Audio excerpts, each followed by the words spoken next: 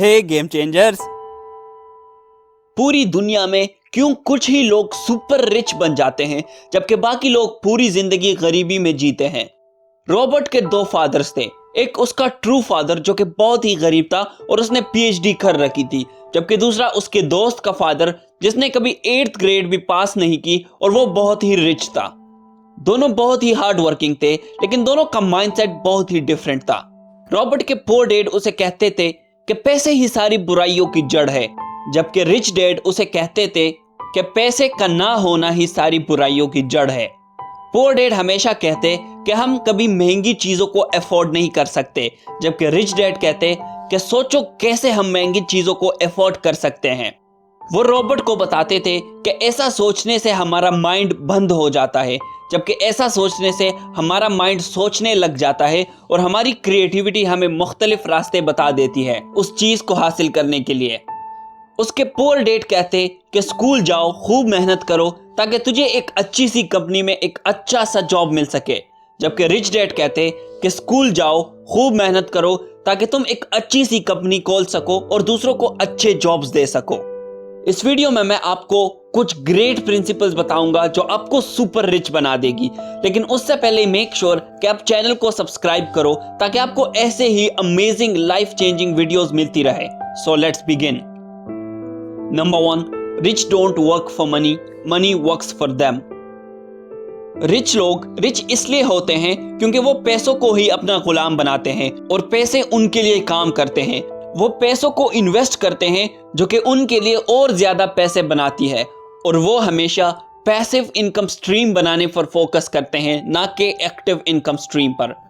पैसे कमाने के दो तरीके हैं। Number 1, active income. इसका सिंपल मतलब है जॉब। इस केस में आपके टाइम के बदले में आपको पे किया जाता है। आपको तब तक पैसे मिलेंगे जब तक आप टाइम देकर काम करोगे। Number 2, passive income. इसका सिंपल मतलब है एसेट्स। इस केस में आपको पैसों के लिए टाइम देने की जरूरत नहीं, आपके पैसे ही आपके लिए और पैसे बनाती है। याद रखो कि आप सिर्फ एक्टिव इनकम से कभी रिच नहीं बन सकते। अगर आपको सुपर रिच बनना है तो आपको जरूर पैसिव इनकम स्ट्रीम बनानी होगी। Number 2, the rich acquire assets, poor acquire liabilities. यह समझना बहुत ही जरूरी है। सिंपल वर्ड्स में बोलूं तो एसेट हर वो चीज होती है जो पैसे आपकी पॉकेट में डाले, और लायबिलिटी हर वो चीज होती है जो पैसे आपकी पॉकेट से निकाले। फॉर एग्जाम्पल, अगर आप एक लग्जरी और एक्सपेंसिव कार खरीदते हो तो ये पैसे आपकी पॉकेट से निकालती है।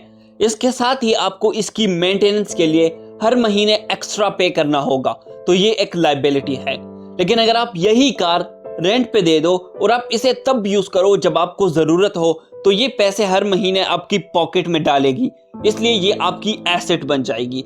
या फिर अगर आप कोई रियल एस्टेट प्रॉपर्टी या कोई स्टॉक्स खरीदो तो वो आपको पैसे देती है, इसलिए ये सब आपके एसेट्स हैं। रिच हर दिन रिच बनता जाता है क्योंकि वो हमेशा एसेट्स खरीदते हैं और वो लायबिलिटीज नहीं खरीदते, जबकि गरीब इसलिए गरीब रहता है कि वो सबसे पहले लायबिलिटीज खरीदता है और वो कभी एसेट्स नहीं लेता। इसीलिए अगर आपको रिच बनना है तो आपको एसेट्स लेने पर फोकस करना होगा। Number 3, the rich don't work for money, they work to learn. ये फर्क नहीं पड़ता कि आप कितना हार्ड वर्क करते हो, लेकिन अगर आप किसी नई स्किल को नहीं सीखते तो आपकी इनकम पोटेंशियल हमेशा लो रहती है। रिच लोग हमेशा नए स्किल सीखने की कोशिश करते हैं, फिर चाहे उसको थोड़े टाइम के लिए पैसे मिले या ना मिले, लेकिन बाद में वही स्किल्स उनको बहुत से इनकम स्ट्रीम्स बनाती है जो कि उनको और भी ज्यादा रिच बना देते हैं। गरीब और मिडिल क्लास लोग हमेशा पैसे के पीछे भागते हैं और वो कोई नई स्किल नहीं सीखते और ना ही उनको कोई एक्सपीरियंस चाहिए होता है, बस उनको सिर्फ पैसे चाहिए होते हैं और वो पैसे के पीछे ही भागते रहते हैं। Number 4, cash flow. ये मैटर नहीं करता कि आप कितना कमाते हो, मैटर ये करता है कि आप उसको कैसे खर्च करते हो। गरीब और मिडिल क्लास लोग का कैश फ्लो ऐसे होता है, उनको किसी जॉब से पैसे आते हैं और वो उन सबको डायरेक्टली लायबिलिटीज पर खर्च कर देते हैं जो कि उनको लगता है कि एसेट्स हैं, जैसा कि टीवी, इलेक्ट्रॉनिक्स, कार्स, हाउसेस, महंगे और ब्रांडेड कपड़े, एक्स्ट्रा गैजेट्स और एक्सेसरीज और वैकेशंस। ये चीजें आपको लोगों के सामने रिच तो दिखाएगी, लेकिन इनसे आप एक्चुअल में कभी रिच नहीं बन सकते। जबकि रिच लोग का कैश फ्लो ऐसे होता है, उनको किसी इनकम स्ट्रीम प्लस एसेट दोनों से पैसे आते हैं और वो सबसे पहले उन पैसों से और एसेट्स खरीदते हैं और फिर उन एसेट्स के रिटर्न से और भी एसेट्स खरीदते हैं, जबकि थोड़े से पैसे अपने नीड्स में लगा देते हैं। Number 5, financial literacy. इसका मतलब ये है कि आपको एसेट्स और लायबिलिटीज में फर्क आनी चाहिए। जितना आप ज्यादा सीखोगे और उसे अप्लाई करोगे, उतने ही आप ज्यादा कमाओगे।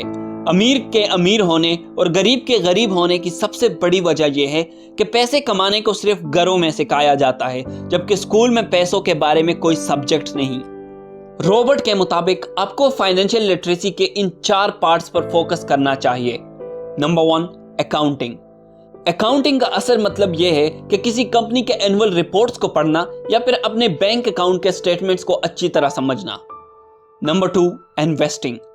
इन्वेस्टिंग का मतलब है कि कैसे आप अपने पैसों से और पैसे बना सकते हैं। Number 3, understanding the market. इसका मतलब यह है कि आपको मार्केट के बेसिक रूल्स पता होना चाहिए, जैसा कि supply and demand etcetera. Number 4, law understanding. इसका मतलब यह है कि आपको गवर्नमेंट और कॉर्पोरेशन जो टैक्स एडवांटेजेस देती है उसको अच्छे से समझना चाहिए। अपने फाइनेंशियल नॉलेज को इंप्रूव करने पर पैसे खर्च करने से मत डरो और ऐसे स्किल्स सीखो जो आपको और रिच बनने में मदद करे। दूसरी तरफ गरीब लोग हमेशा बेकार चीजों पर खर्च करते हैं जो कि दूसरे लोगों को इम्प्रेस करने के लिए होता है, और ये उनको असल में और भी गरीब बना देती है। आज के लिए बस इतना ही। अगर मैं आपसे पूछूं कि आज की इस पूरी वीडियो को एक सेंटेंस में समझा दो तो आप क्या कहोगे? Please comment down below. Like करें अगर आपको ये बातें जरा भी काम की लगी हो तो। और हाँ, हर कोई जो चैनल को सब्सक्राइब करके नीचे कमेंट में अपना ईमेल लिखेगा तो मैं उसको पर्सनली $1 बिलियन बुक मेल करूंगा। Thank you so much.